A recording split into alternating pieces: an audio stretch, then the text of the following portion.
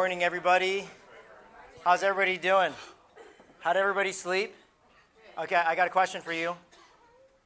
Who wishes they could kick their teenagers out of their room? Like, who wants their teenagers to have their own room? Seriously, because they're like getting in your way. All right, one right there. Keep your hands up. 1, 2, 3, 4. Okay, you 4, come see us afterwards. Your teenagers are going to get their own room. Okay, so we just so happen to have 4 rooms available. Okay. Yeah, it's that easy. It's that easy. I really believe that that whoever's here, whoever made it, is supposed to be here. That's a theological view called sovereignty. And I believe that you're here for a reason. And one of the visions I had, Jeanette and I were praying for all of you today as we began in the morning. And we said this is our vision, that people would leave here saying, that is the deepest thing I've ever done. I'm a little bit more known today than I was yesterday. And here's the thing, it looks different for everybody. It always looks different for everybody. And my wife has reminded me, because I like to swim in the deep end, but that's not for everybody. Sometimes, some people, they don't know how to swim yet, so they kind of just want to hang out here in the shallow end. Some people are just on the outside, and they just want to stick their toe in a little bit. And I've learned over time that all of that is a win. And I don't judge anybody for if they don't want to jump in. It's okay. That's what happens when we live life long enough and we're in a season where we need some safety. We're in a season where we're ready to go in. I mean, there's someone in here. It's possible that you're coming here and saying, I hope we bring it, because I am so ready to cross this line from not being known to being known, and just give me a reason. So this is your excuse this week, and I'm giving you full excuse to cross the line of not being known by your spouse to being known. And if you're here with just your kids, with your kids as well. This applies for everybody, regardless of who's here, because we invited everybody to this retreat. So with that, I will read. We have a lot more new people here that came. This is great. Welcome. We're glad you're here, which means I get to embarrass my wife one more time. Let me go up here. Okay, this is our family. Jeanette, you have to come up here again since we're reintroducing you. Oh. Oops. Working on 2 screens here. Up. There we go. That's our family. Jeanette has to come up here. You have to come up here so everybody sees how cute you are. We're the Bareng family. Okay. That's all. I have to do. Jeanette's my best friend. And we have 4 children that look exactly like us. We ask people all the time, please don't judge us. People look at us and they say, your family's so cute, I don't think you can relate to us. There's no way that you probably have the same brokenness that we do. So it must be nice to be so put together and perfect. I'm letting you know right now, I wish you could just be a fly in the wall in our house. You would look at the things that happen and you go like, okay, I can relate to that guy. Like this morning when one of my children, who will go unnamed, said, why didn't you wake me up? I don't have time for breakfast. And I said, well, if you do less more talking and more addressing, then you would be quiet. I'm like, okay.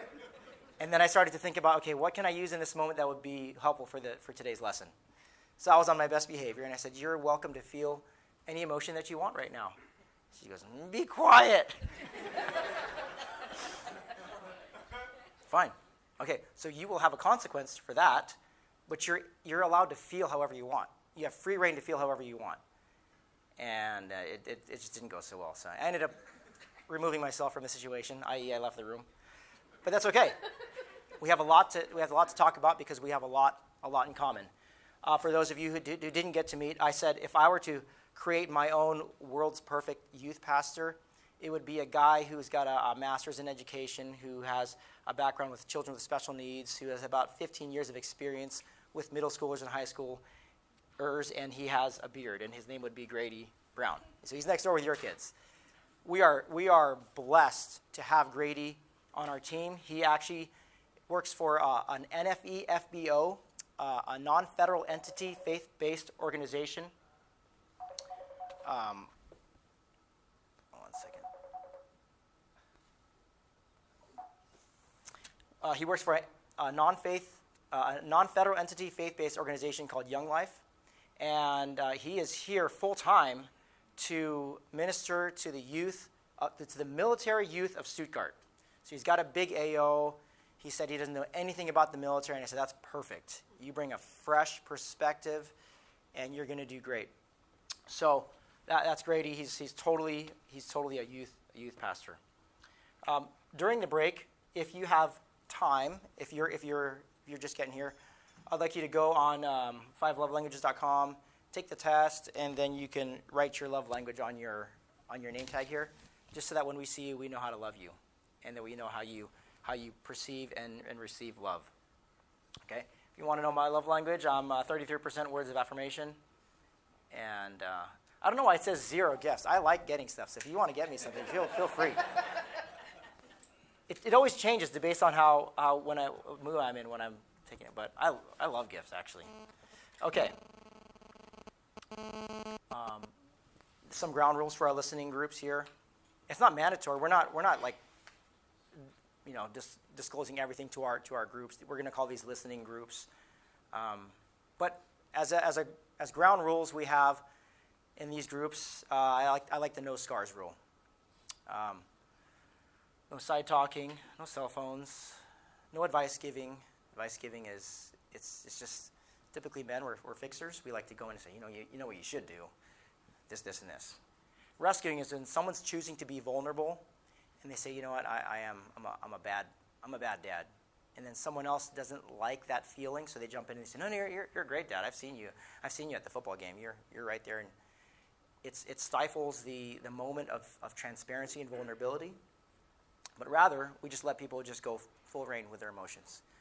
Even in counseling, I never hand someone tissue if they're crying in my office. You know why? Because it sends a signal. It says, hey, Tom, I don't like that. Snot and everything. Here, clean yourself up because I don't feel comfortable. There's a box of tissue there, and I go, and I just make eye contact and say, oh, tell me about those tears. There's a story behind how long have those tears been hiding in your eyes. So we're going to do that, rescuing, and then no switching. If someone's talking, then I can say, well, this reminds me of the time when I did this, although that might be helpful at some points. We're just going to stay focused today. Like I said, I hope this is the best retreat you've ever been on, because you would be a little bit more known today than you were yesterday. My dream for everybody would be that you would be fully known in your relationships, whether you have a spouse or whether you have a close-knit circle of friends, fully known, because in being fully known, you will be fully loved. And if you're fully loved, then that's when all the healing begins. And if I choose to be 99% known, then I will not be known. And if I'm 1% known, then I actually prevent myself from being loved because I say, Carlos, you're not going to get this 1% because if you knew this 1%, then you wouldn't love me. You would judge me and you would reject me. Therefore, you don't get it. So now I continue to make myself unknown.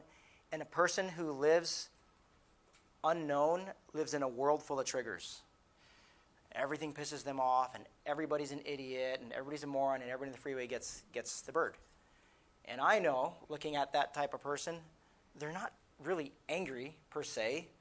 They're hurting, and then they're unknown. But people who step into this realm of fully known, they become fearless, they become courageous, all these things. They actually become force multipliers in whatever organization they're part of. And I cross this line here. I crossed this line here with my wife in 2013. Yep. I had a lot of pride. This is part of my story. I said, I'm not going to listen to anybody unless they have a degree, and they better be the same gender as me as well, and they better be this, and this, and I've just been delivered from all that sort of garbage type of thinking. And it took, because I said I'm not going to listen to anybody, ironically, this man came into my life. I call him Plumber Dan. He says I'm just a plumber. He works on toilets for a living. And he used to say, "Barangatang," that was his nickname for me. "Barangatang, you can be fully known by your wife and everything's going to be okay." I'm like, what are you talking about, Dan? And this guy literally loved the hell out of me. And when we were stationed in Hawaii, he flew to Hawaii 3 times just to spend time with us and to do ministry with us. And he was very, very patient and very gracious with me, to the point where I said, "You're right," and I crossed that line. So we're going to transition from that. I want you to think about that story, and if that's your deep desire, like, what, there's some stuff that I've been wanting to get out, wanting to be free from, then this might be a really good time. Okay.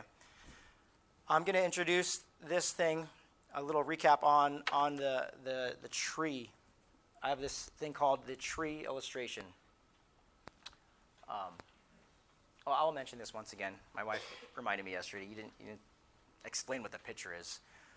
My favorite thing about being a Navy chaplain is absolute confidentiality. Actually, all chaplains of all branches have it, with their own policy, and their doctrine states it. But for Navy people specifically, it's SECNAV 1730, 9 Alpha, and it says this: whatever you tell a chaplain stays between you and the chaplain. That's my favorite thing about being a Navy chaplain. And I think they should give this away to more people. I think they should give it to the psychologists, to the nurses, to the doctors. I think they should.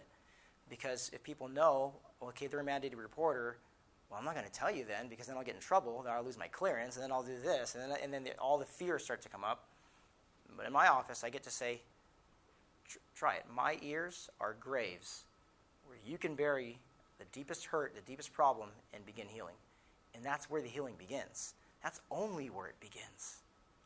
So I give people free reign. And Dan and I were talking about this yesterday, that like the gnarlier the confession, right? If the roof caves in, then I know we've done it right. If it's PG-13, I know we haven't done it right. And I've met way too many people who read me all the way into their story to know that there could be anyone else who's not like the rest of us. So I don't know, at some point where we as humans just began to think, like, I wonder if I'm the only one. You're not. We live in a true Me Too world. And if we start sharing with one another, if we just level the field, we start sharing, whoever goes first, someone's got to go first, and then other people will start to say, "Me too."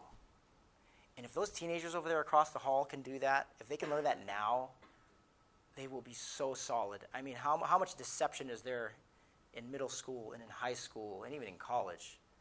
Especially with, I'm pointing to our Instagram thing here, especially on social media. It has changed the world. Actually, I mean, most of us came into the military when there was no iPhone. Remember that? Remember we used to carry like thumb drives around our necks and things like that. But such a different world. When in 2007, when the iPhone was launched into the world, it changed everything. It changed everything. Remember that, Dan? Remember those days? Yeah. It was freedom. It was like, "What's your phone number?" And you gave them a real number. So Grady's going to be over there talking to them about resilience in terms of dealing with their wounds, things to do besides. I mean, because, and I'm not judging anybody's kids, but man, we're so hopped up on this that this is a true addiction. This is dopamine addiction. People like Simon Cowell says, it's just like opening a cabinet of liquor and saying, "Hey, why don't you're having a bad day? Why don't you drink some more of this? Why don't you?" It's the same thing.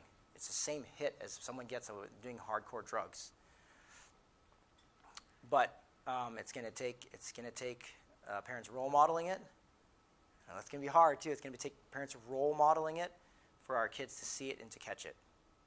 I even have asked my command. I say, "Can I get rid of this iPhone here? Can I get rid of it? Just get a flip phone?" And J6 is like, "Flip phone?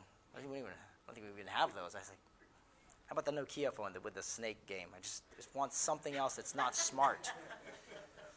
It's not smart. So, yeah.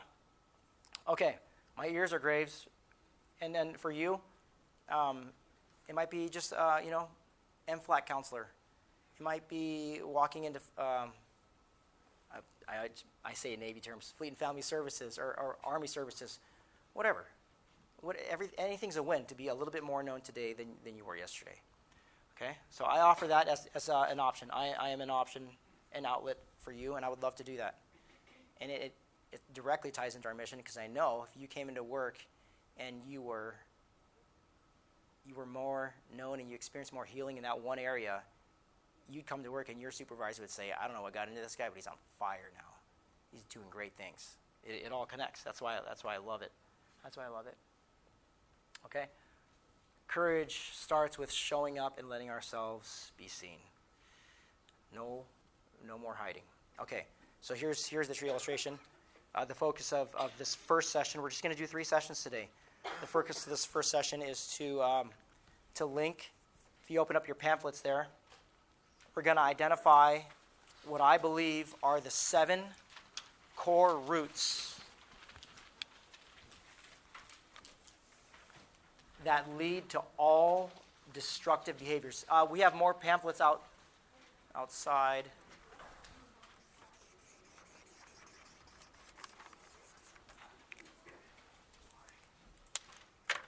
On that pamphlet, you'll see a tree.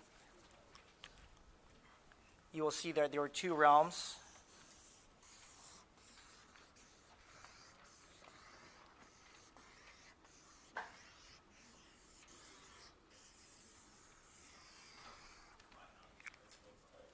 There's 2 realms on that tree.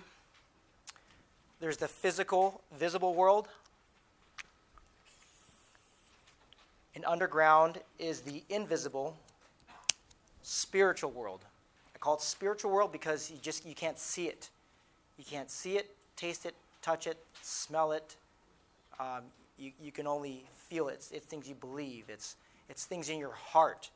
It's love, joy, peace, patience, kindness, goodness, faithfulness, gentleness, self-control. There's anger. Then there's all kinds of things that we believe in our heart. The word heart is an ancient word, cardia.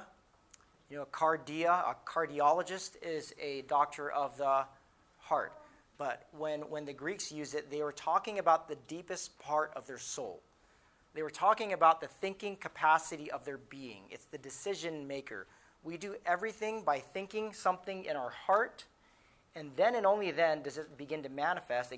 Messages get sent up to our brain, and then our brain tells our hands and our feet what to do.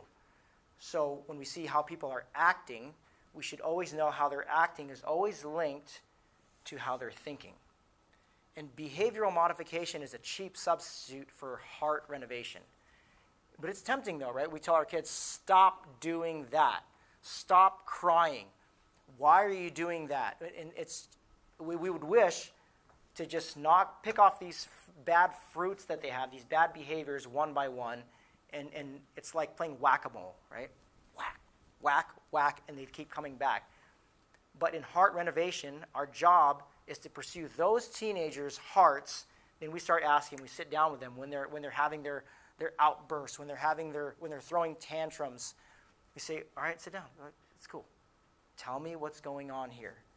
Tell me what's going on here. And they don't have an emotional vocab. In fact, adults don't have a deep emotional vocabulary as well. Brene Brown says, especially men, can only come up with 3 emotions: happy, sad, and pissed off. And she says you need about 40 to become emotionally intelligent. And actually, my daughter, my 11-year-old, is probably better at this than most. We'll ask her how she's feeling, and she's, well, just felt so belittled. You know, like, wow, that's deep. That's deep. It was a lot deeper than some adults.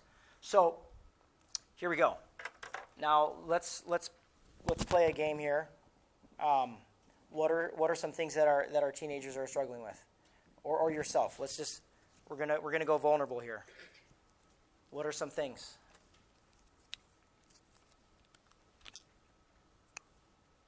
Let me tell you a story about a guy.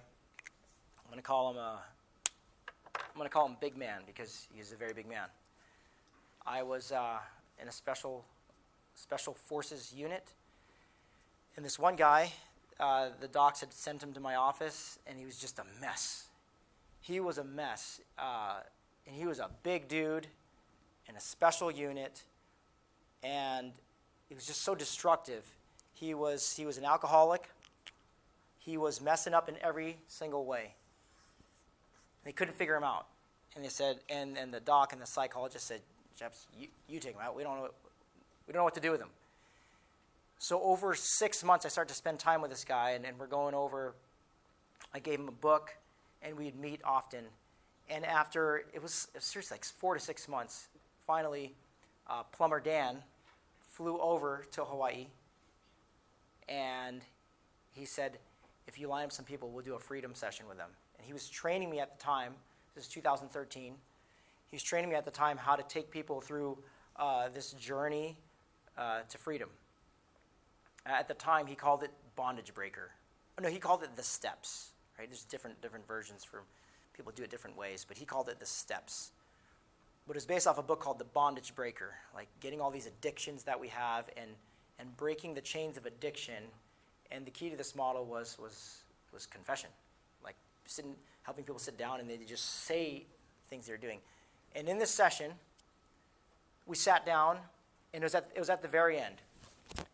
And Big Man was sitting there. All right, he was like bigger than Dan and I like put together. It was really, really fast. Like Dan would stand on a like this wall, and Big Guy he was still the same height.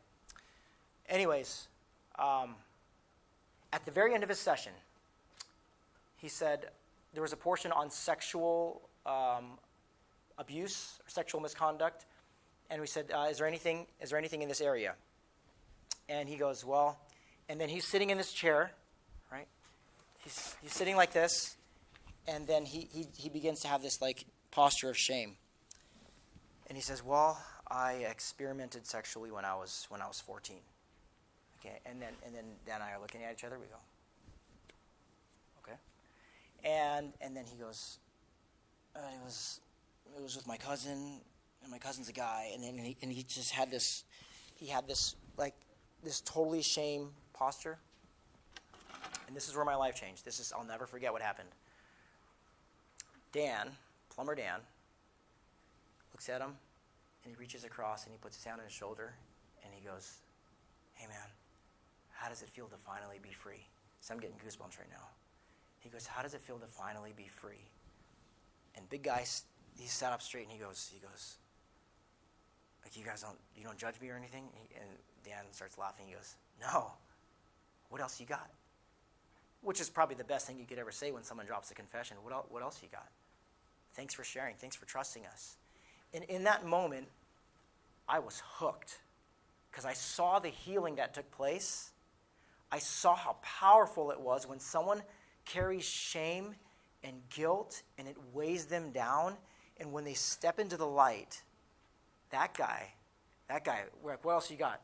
Well, and then it was just like shooting fish in a bucket. He's like, "Well, I got a porn addiction." Boom. That's exposed. "Well, I cheated on my wife." Okay, well, all right. It's a little more sticky.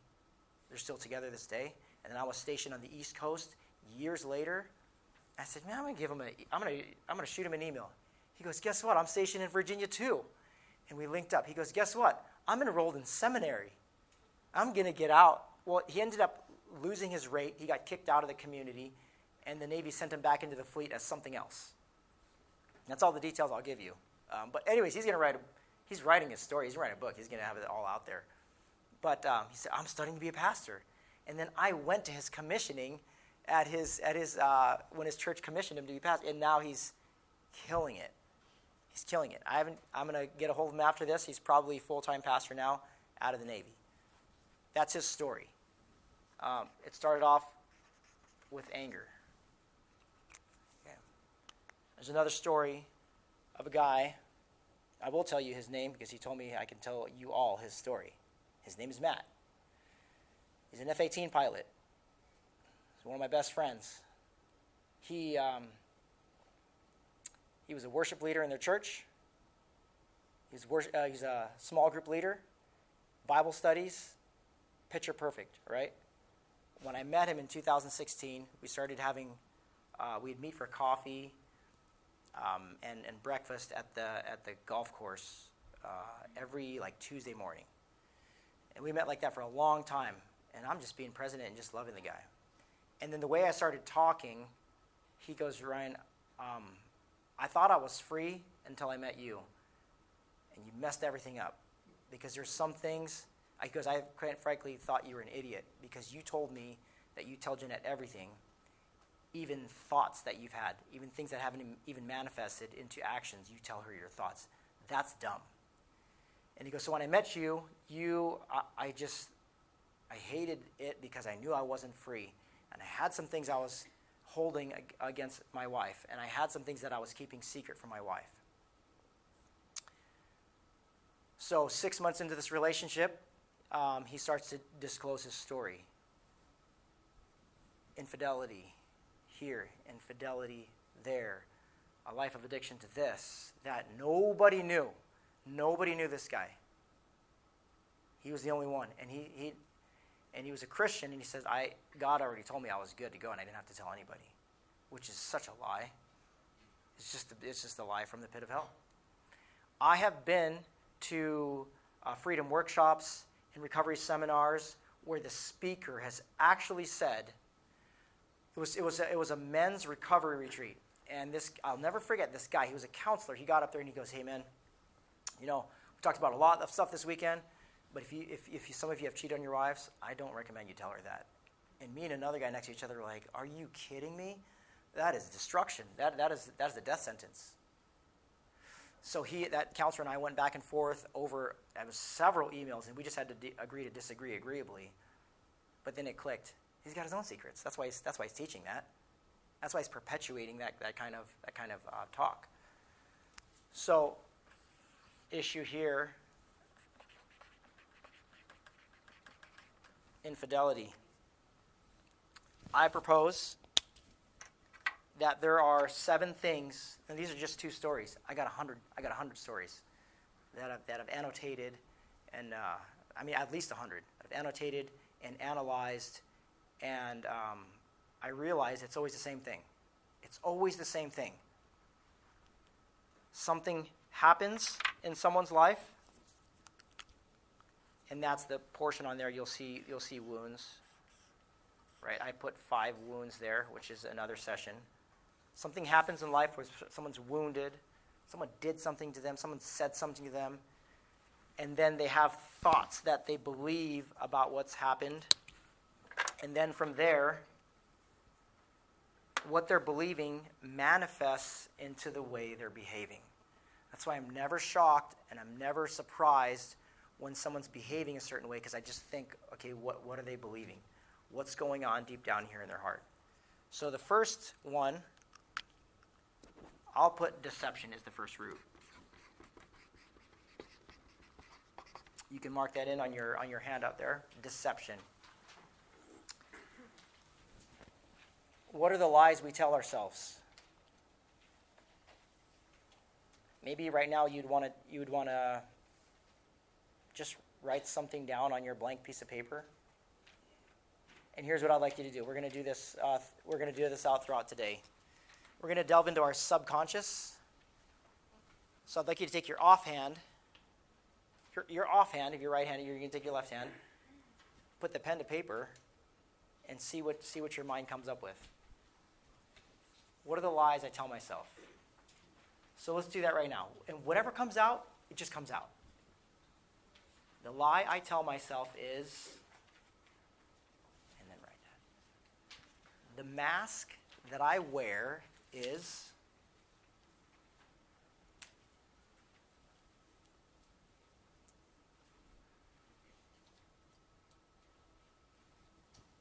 the lie I tell myself, and the mask that I wear is.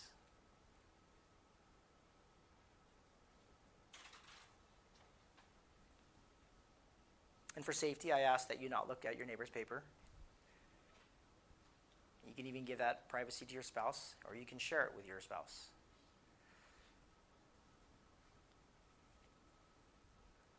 No one's going to look at these. And you can get rid of them after. Second,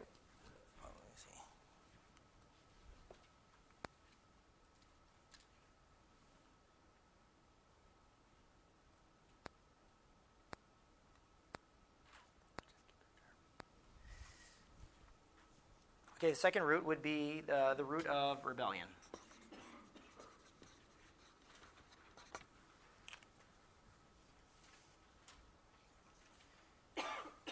And rebellion is just pretty simple. It's that deep down feeling that, like, I don't want to do what's right. Here's what I know what's right. I know this is right, but I'm not doing that. So just curious to see what comes out of your mind. See what's sitting on your subconscious of what type of rebellion are you engaging in right now, in your mind, like, and go ahead and write.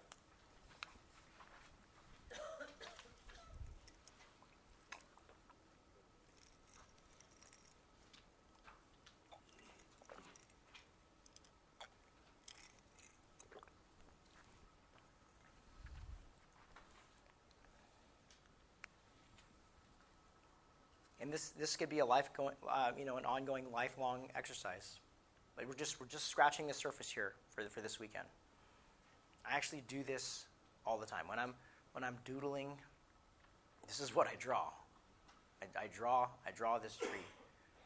When in doing counseling, I'll often have a blank tree out, and as the person's talking, I'm writing these notes down, and I'll slide it across the table to them. And they'll say, that's pretty darn accurate. I have that, and that.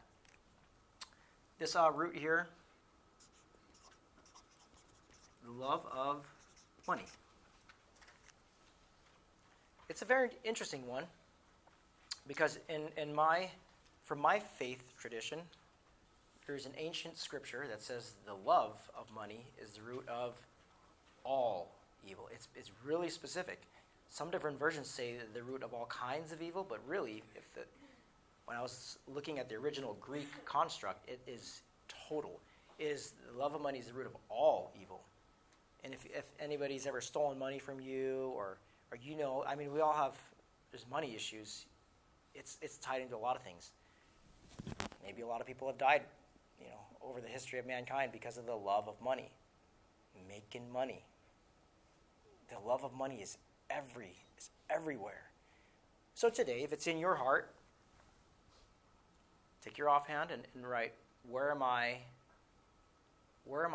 loving money more than I should? Okay? What areas? Is it your property? Is it your rental property? Does it have something to do with your family? Does it have something to do with work? I don't know. It's different for everybody. Just go ahead and see what comes to mind first. Just one thing per root here.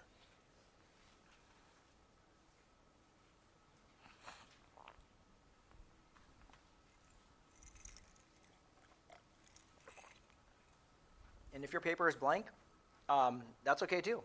Sometimes I wake up the next day, like right in the morning, I like to have a blank piece of paper. Jeanette and I have blank papers right next to us. It's actually a practice called morning pages. So right when I wake up, I'm like, I had a thought. And I'll just and my hand's not even warmed up yet. I'll just,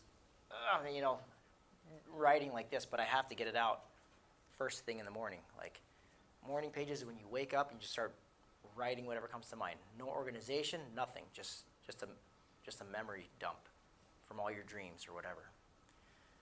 Okay. The next four roots are, they're insidious. The next four roots, you'll be able to link these roots to all of the destructive behavior in yourself, in your children, your neighbor, in the world. So there's these four are things that people, they're false needs. Have you ever told your kids, I need you to do this, and it wasn't true? Well, that's deception. So I try never to say, now, I need you to eat your vegetables. I need you to be quiet. I'm very careful with that word need, because if it's not a need, and I start treating it like a need, then I'm going to delve into all kinds of things that's going to manifest in me berating that kid, abusing that kid, you name it, so on and so forth. So this first root of it would be control. Control is an illusion. Control is an illusion.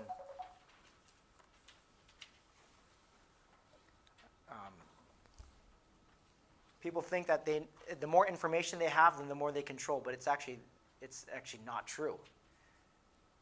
People think if I just know this, then I can control this, but we can't. So when we can't control things, then we start behaving a certain way. People who believe they need to control things, it's not good leadership. Second root here, the fifth root would be the worship of power.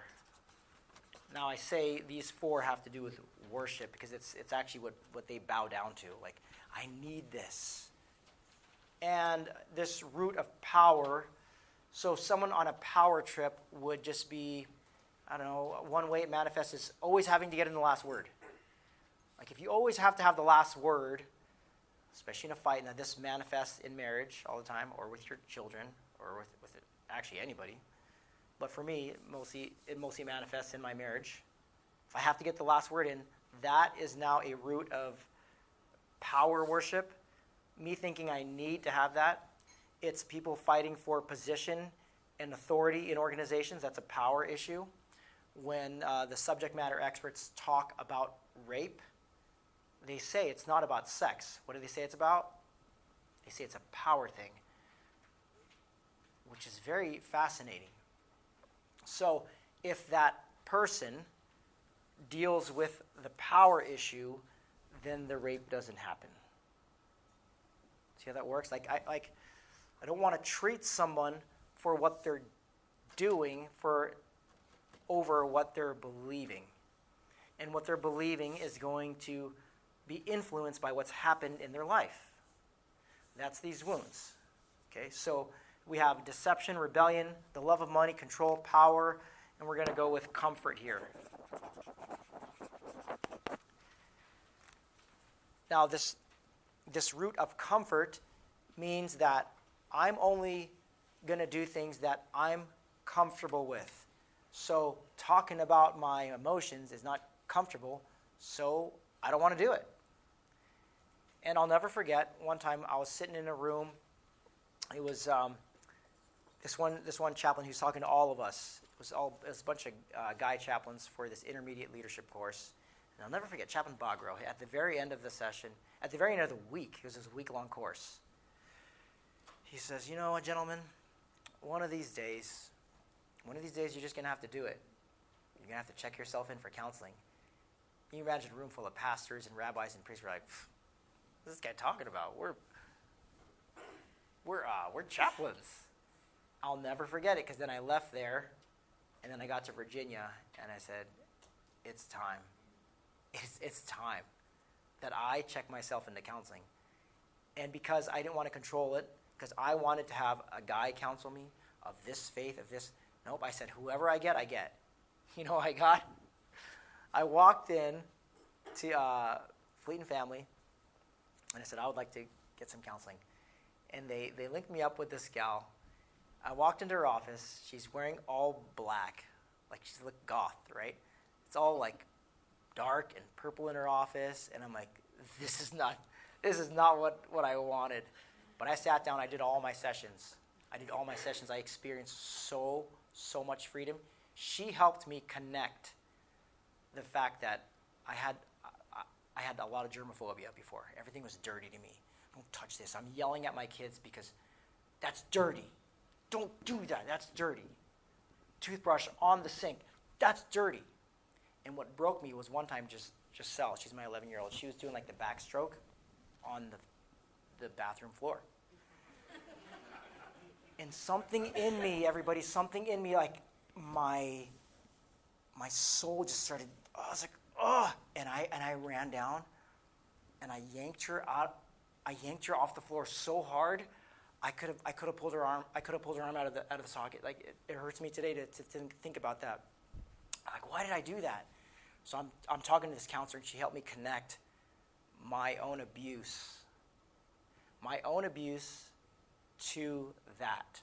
Because a person who is sexually abused, when they grow up, a child with sexual abuse will grow up thinking the world is dirty, and they sometimes do things to preserve everything. And this lady helped me make sense of all this. All my life I've been preserving things. Like, don't touch my book. You're going to crease the pages. I didn't want to use rollerblades one time. I didn't want him to touch the street because I don't want the wheels to get worn out. It was just like instant. All these things to me started making sense. All this germophobia, I didn't want to treat the germophobia. It happened from a wound that happened from a belief. And it ended when I said, no more comfort. I'm going to walk into this office. I'm not going to control it. I'm going to get whoever I'm going to get. And I got what I got. And that last session, in my journal, it says, this is the final session. This was worth it. That's how you kill that comfort root. You just say, this doesn't feel good, but I'm going to do it. It's like surgery. It hurts, but it's necessary. Okay? Okay, control, power, comfort, and here's one, approval. The root of approval. Oh, did we write a comfort example? Okay, go ahead with your offhand. Whatever comes to mind. Don't think too hard. Just let it come out. Where are you worshiping comfort? Where are you worshiping comfort?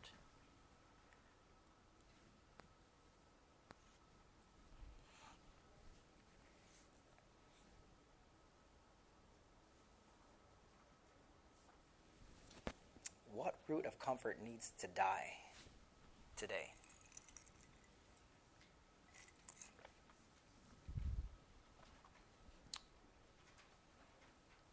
Okay, I'm gonna keep moving, but you can always go back to that. Now, this last root of approval is me doing things to get other people's approval. What's that quote from Fight Club? We buy things we don't need with money we don't have to impress people we don't like. Yeah, that's the approval thing. Why am I doing this? And I say I'm thinking about the teenagers, but if we're going to be honest, we have way more in common with those kids across the hall than we like to think. I call it the same poop, different scoop. Same poop, different scoop. Come on, let's be honest. We wrestle with the same things. You might think this is a thing that's in high school, but we do it too. The approval, wanting to look good. I'll never forget. I took my buddy who was a commanding officer, right? Which is one of my best friends. And we talked about leaving a command. We're like, oh man, I really wanted that award. Like I wanted that on my. And then this is a savage. Okay, he's a MARSOC CO. And he says, me too, man. And we're that kind of friend, right? We have no secrets with each other. He goes, me too, man. What is that? What is that? Why do we want that? I'm talking to a savage. He goes, I wish I really would have got this award when I left that command. Things that you would never hear, right? Because they would never tell you those things. It's approval. It's approval. Tell me if you relate to me. Usually when I'm really angry at my kids, it's because they're embarrassing me, and I care more about what you think about me in that moment. And that's why I'm pinching them in the side during a church service, right? What is everybody else going to think? You better They have to know we're perfect, so you better behave. I preach at the Patch Chapel. I'm there every Sunday, and I want people to say, hey, don't berate your kids to get them here, and then we get here, and then it's like singing hymns and talking about love. That is not what we want. Life transformation doesn't happen that way. They have to see it manifest in us. Anyways, that's just looking into our chapel life. Okay? So, how do you kill roots? We'll end here. How do you kill roots? Anybody a gardener in here? Yes, Lauren. How do you kill a plant? Yes. Now, if you have weeds, and you just mow over the weeds, what happens? They grow back. And they come back with a vengeance, too. It's like, you're like, whoa, what? You would have done better just to leave it alone. But if you mow over the weeds, they will grow back so fast. And roots only gain power. They only gain power when they're in the dark, when they're hidden. And if they're hidden and they stay in the dark and it's moist down there, then they can gain so much power they can actually lift a house. Any homeowners in here who's got a house that was ruined? Jerry, you got a house that was ruined, like did it break the foundation? And it can bust pipes and all that kind of stuff. So what do? You have to dig down deep. You have to kill at the root. If we don't, and we can role model this for our teens.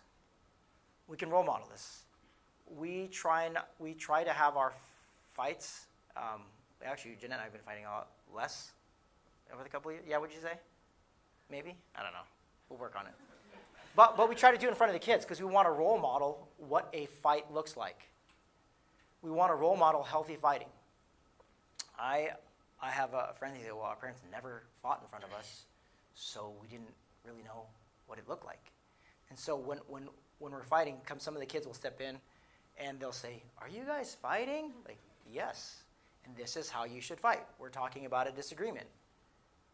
And it has to do with these things. I had a picture, but I didn't put it up, but one time my 11-year-old was going crazy. She was like mean to everybody, and then I sat her down and I gave her a piece of paper and I said, I want you to write down what's going on in your heart. Do you know what she wrote? I wonder if I should. I'll find it later. You know what she wrote? She wrote, I want to control all of you. And that's what she wrote. And I'm like, thank you. You did it. And guess what was gone after she wrote that down? Her desire to control everybody. And then she wasn't. Yeah, I'll show it to you after the break. It was hilarious. I want to control you people. But if we, okay, so you kill a root by digging it up. Sometimes you need help. Sometimes it's so deep you're going to have to call in for backup. And once you start digging it up, you pull that sucker out, you throw it into the air, it lands, and then the sun shrivels that sucker up and it dies. And after this root dies, the fruit falls off the tree, and you never had to touch the fruit. You never had to touch the fruit. It's like having a bunch of flies in your house. And you're like, where the heck are these flies coming from? And I'm swatting flies. I even have that electronic fly swatter from, the Asian one. Like, you can do that all you want and then not realize that, someone didn't take out the trash. Probably with a teenager, right? Someone didn't take out the trash, so that's the source. If you take out the trash, guess what's gone? The flies. And there's a myriad of other analogies I could give with that. If we attack things at the roots, then the fruits fall off. The way that we expose roots is by talking. By talking. I did a long study of all recovery programs. Not all.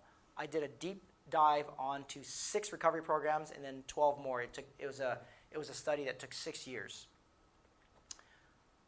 The key to all of those programs, AA, Celebrate Recovery, all these recovery programs, was confession amidst people. So if you walk into an AA meeting, you sit at a table, hi, my name is Ryan, I am an alcoholic. You go to NA, hi, my name is Ryan, I am a whatever, so on and so forth.